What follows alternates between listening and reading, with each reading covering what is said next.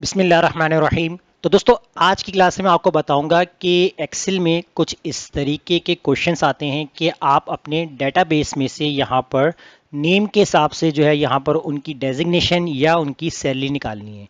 जैसे मैं यहाँ पर कोई भी नाम लिखता हूँ, मैंने यहाँ पर टाइप किया फ़हाद, ठीक है, उसके बाद एंटर कर दिया तो फ़हाद की जो सैलरी है वो मेरे पास यहाँ पर सर्च होकर आ चुकी है। इसी तरह अगर मैं नेक्स्ट नेम यहाँ पर टाइप करता हूँ सात और एंटर करता हूँ तो देखिए सात सात की जो सैलरी है वो मेरे पास यहाँ पर कैलकुलेट होके आ गई है। अब यहाँ हम जो है क्या काम करते हैं कि वी लुकअप का यूज़ करते हैं, लेकिन अगर वी लुकअप की कंडीशंस जैसे आपको पता होगी किस तरीके से अप्लाई की जाती है, यहाँ पर मैं आपको एक रिवीजन भी दूंगा। और अगर आपके डेटाबेस के साथ कोई थोड़ी बहुत कॉलम को आगे पीछे कर दिया है तो आप कैसे वी लुकअप को यूज़ करेंगे। पहले देखिए मैं क्या कर लेता हूँ, यहाँ पर इस फॉर्मूले को डिलीट करता हूँ, ठीक है, और यहाँ से नेम को भी डिलीट करता हूँ। अब देखिए मुझे यहाँ पर नेम से हिसाब से मुझे यहाँ पर सैलरी निकालनी है, तो मैं क्या और करूँगा यहाँ पर, तो वी लुकअप का फॉर्मूला यूज़ करूँगा। तो पहले हम क्या करेंगे, इक्वल लगाएंगे, वी लुकअप का फॉर्मूला अप्लाई करेंगे। लुकअप वैल्यू के अंदर हम क्या करेंगे, यहाँ पर सबसे पहले जो आपके पास सेल्स नेम वाला सेल है आपने इसको सेलेक्ट करना है, उसके बाद कॉमा लगाएंगे।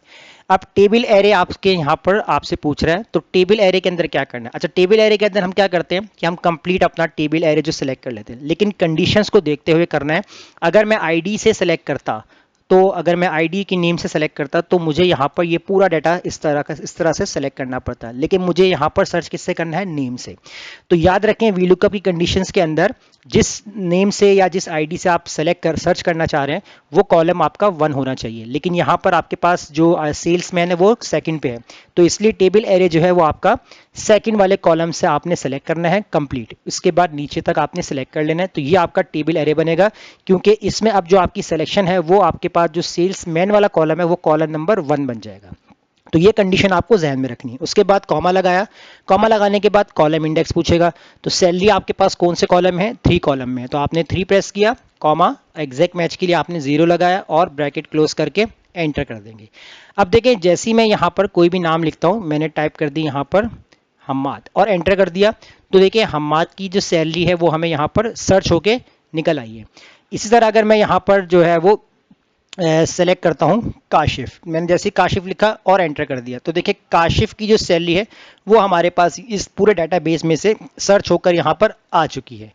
अब ये तो वी लुकअप की कंडीशन हो गई है, ये मैंने आपको बता दिया कि टेबल एरे की सिलेक्शन कैसे होगी और आप किस तरीके से वी लुकअप अप्लाई करेंगे। लेकिन अगर आपको यहाँ पर टेबल के साथ थोड़ा बहुत चेंज करना पड़ जाए, यानी कि आपके पास कुछ डेटा आपको पहले से दिया जाए और उसके साथ थोड़ी बहुत चेंजिंग की हो, तो आप कैसे वी लुकअप यूज़ करेंगे। जैसे कि मान लीजिए कि हम यहाँ पर क्या करते हैं कि आईडी वाला कॉलम यहाँ से हम कॉपी करते हैं, ठीक है, इसको हम यहाँ पर पेस्ट कर देते हैं। उसके बाद हम यहाँ पर अब सेल्समैन वाला नहीं, अब हम डेजिग्नेशन वाला कॉलम पकड़ लेते हैं, यहाँ से इसको हमने कॉपी करेंगे और इसको कर देंगे पेस्ट। फिर इसके बाद हमने सेल्समैन वाला कॉलम को यहाँ से कॉपी किया और इसको कर दिया पेस्ट, और एंड देन हमने यहाँ पर सैलरी वाला जो है वो कॉलम कॉपी किया और इसको हमने कर दिया पेस्ट। तो अब आपको थोड़ा सा यहाँ पर इस तरीके से डिफरेंट नज़र आ रहा है कि पहले तो हमने वी लुकअप के थ्रू ये काम कर लिया था, लेकिन अगर यहाँ पर अगर आपको रिवर्स जाना हो कि सैलरी के थ्रू आपने जो है सेल्समैन के थ्रू आपने यहाँ पर डेजिग्नेशन निकाली, अब सैलरी तो निकालेंगे तो आप यहाँ से टेबल एरे सेलेक्ट कर लेंगे इस तरीके से, लेकिन अगर आपको रिवर्स जाना है यानी कि सेल्समैन को नेम से आपने डेजिग्नेशन निकालनी है तो आप कैसे करेंगे, तो ये मैं आपको बताता हूँ। तो पहले मैं क्या करता हूँ, यहाँ पर सेम जो है यहाँ पर सेल्समैन वाले इस तरीके सेल को कॉपी पेस्ट कर लेते हैं यहाँ पर, और उसके बाद डेजिग्नेशन वाले को हम यहाँ से कॉपी पेस्ट करके इसको हम करते हैं हाईलाइट। अब यहाँ आपका जो वी लुकअप फॉर्मूला है वो अप्लाई नहीं होगा, क्यों, क्योंकि आप यहाँ पर रिवर्स जा रहे हैं। तो रिवर्स जाने के लिए हम यहाँ पर यूज़ करेंगे x lookup. X lookup formula बहुत ही इंपॉर्टेंट है और ये आपकी काफ़ी हेल्प करता है कि आपने किस तरीके से अप्लाई करना है। तो देखिए हम क्या करते हैं, यहाँ पर इक्वल लगाते हैं और एक्स लुकअप फॉर्मूले को अप्लाई करते हैं। अब यहाँ आपसे लुकअप वैल्यू पूछेगा, लुकअप वैल्यू के अंदर हम देंगे ये वाला सेल जहाँ पर हमने नेम सर्च करना है, उसके बाद कॉमा लगाएंगे। कॉमा लगाने के बाद यहाँ आपसे पूछ रहा है लुकअप एरे। अब लुकअप एरे आपने क्या करना है, यानी कि जो आपको सर्च करवाना है, यानी कि आप यहाँ पर सर्च कर रहे हैं लेकिन ये सर्चेबल आपको कहाँ कौन से कॉलम में मिलेगा, ये सेल्समैन वाले आपको कॉलम से मिलेगा, तो ये आपका लुकअप एरे बन जाएगा। उसके बाद कॉमा लगाया।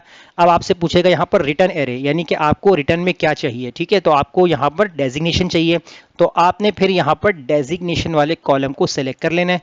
फिर उसके बाद आपको यहाँ पर ब्रैकेट क्लोज कर लेना है। तो ये कंडीशंस बहुत इंपॉर्टेंट होती है कि टेबल के साथ थोड़ी बहुत छेड़छाड़ कर दी जाती है कि जिससे कॉलम को आगे पीछे कर दिया जाता है, तो वहां पर हमारे जहन में यही होता है कि हम वी लुकअप अप्लाई करेंगे, लेकिन वी लुकअप की कंडीशंस होती है और एक्स लुकअप की डिफरेंट कंडीशन। तो यहां पर हम क्या करते हैं, इसको एंटर करते हैं। जैसे एंटर करेंगे, अब यहां पर आप नाम सर्च करें। देखिए मैंने यहां पर सर्च किया फहाद, एंटर किया, तो देखिए फहाद की डेजिग्नेशन बता रहा है यहाँ पर जूनियर एम्प्लॉयर है या आईटी मैनेजर है, सेल्स हेड है, कुछ भी हो सकता है। ठीक है, मैंने यहाँ पर लिखा है जूनियर। अब यहाँ अगर हम सेलेक्ट करते हैं यहाँ पर राकिफ, ठीक है, मैंने यहाँ पर टाइप कर दिया राकिफ और उसके बाद मैंने किया एंटर। जैसे एंटर किया तो देखिए राकिफ की भी जूनियर ही आ रही है। अब जैसे मैं कोई भी सीनियर उठा लेता हूँ, जैसे वकास है, अगर मैं यहाँ पर टाइप करता हूँ वकास और उसके बाद एंटर करता हूँ, तो देखिए वकास की डेजिग्नेशन क्या आ रही है, सीनियर आ रही है। तो ये डिफरेंस होता है कि वी लुकअप किस तरह आपको यूज़ करना है, किस कंडीशन में यूज़ करना है, और आपने एक्स लुकअप कब यूज़ करना है, किस तरह की कंडीशन में यूज़ करना है। आपने अपने डेटाबेस को देखते हुए ये काम करना है कि आपके डेटाबेस में कौन से कॉलम क्या रिक्वायर्ड है और हमें क्या सर्च करने को कहा जा रहा है।